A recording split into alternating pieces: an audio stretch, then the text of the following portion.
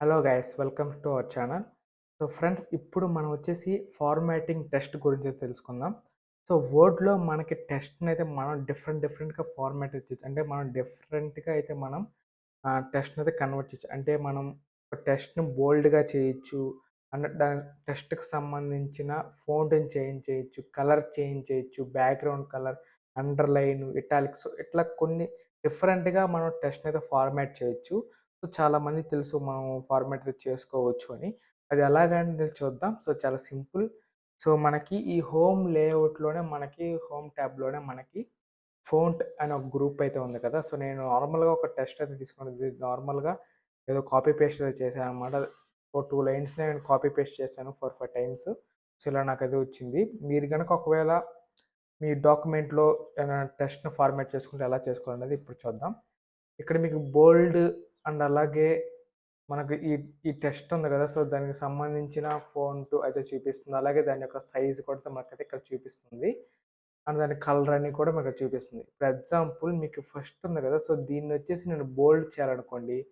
So నేను ఇక్కడ దీన్ని ఇలా సెలెక్ట్ చేసుకున్నాను. సో సెలెక్ట్ చేసుకోగానే ఇక్కడ మనకి సో బోల్డ్ అయితే చూపిస్తుంది. సో డైరెక్ట్‌గా నేను ఇక్కడి నుంచి క్లిక్ చేయొచ్చు, లేదా ఇక్కడ మనకి షార్ట్‌కట్ అయితే చూపిస్తుంది. Control B. ఇది గనక డైరెక్ట్‌గా కంట్రోల్ బి గనక క్లిక్ చేసినట్టయితే మీకు ఇదంతా బోల్డ్‌లోకి అయితే ఇలా కన్వర్ట్ అయిపోతుందనమాట.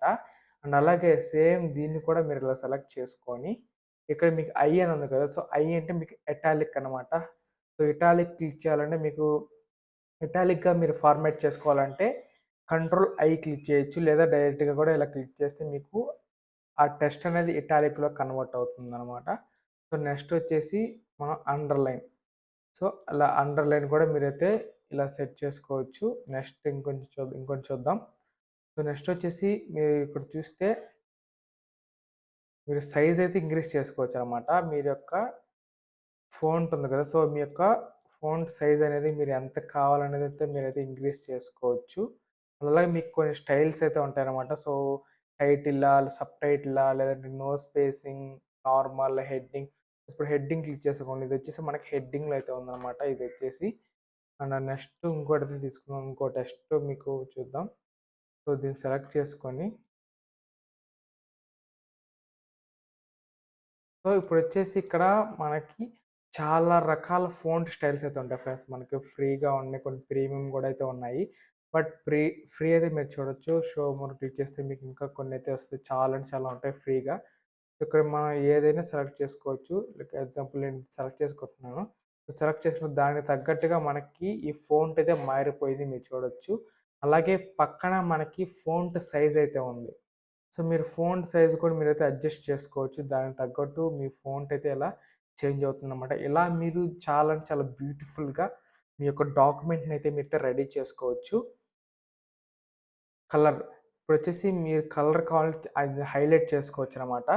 సో ఇలా క్లిక్ చేసి దేనైతే హైలైట్ చేయాలనుకుంటున్నారో అంతవరకు మీరైతే సెలెక్ట్ చేసుకోండి. సెలెక్ట్ చేసిన తర్వాత ఇక్కడ మనకి హైలైట్ అయితే ఉంటుంది. సో దాని మీద క్లిక్ చేసి హైలైట్ చేసుకోవచ్చు. లేదా మీరు క్లిక్ చేస్తే ఆ హైలైట్ ఏ కలర్‌లో మీకు హైలైట్ చేయాలి అని దాన్నైతే మీరు సెలెక్ట్ చేసుకోవచ్చనమాట. అదొకటి. అండ్ నెక్స్ట్ ఇంకోటైతే చూద్దాం. ఇంకొక ఆప్షన్.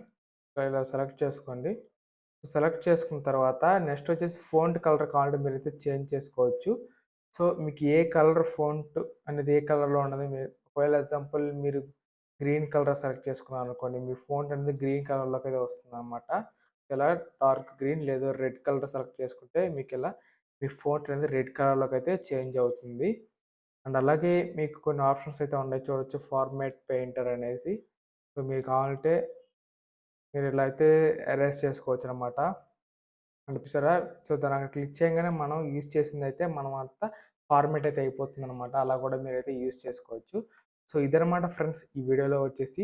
సో జస్ట్ సింపులే, కానీ మనం మన డాక్యుమెంట్‌ని అయితే కొంచెం ఇంప్రెసివ్‌గా అయితే చేంజ్ చేసుకోవచ్చనమాట. అంటే చూసానికి అట్రాక్టివ్‌గా అయితే మనమైతే చేంజ్ చేసుకోవచ్చు. మనం బోల్డ్ చేసుకోవచ్చు, ఇటాలిక్, అండర్‌లైను ఇలా చాలా అయితే చేసుకోవచ్చనమాట. మనం ఈ ఫాంట్ యూజ్ చేసుకొని ట్యాబ్ మన సైజ్ పెంచుకోవచ్చు.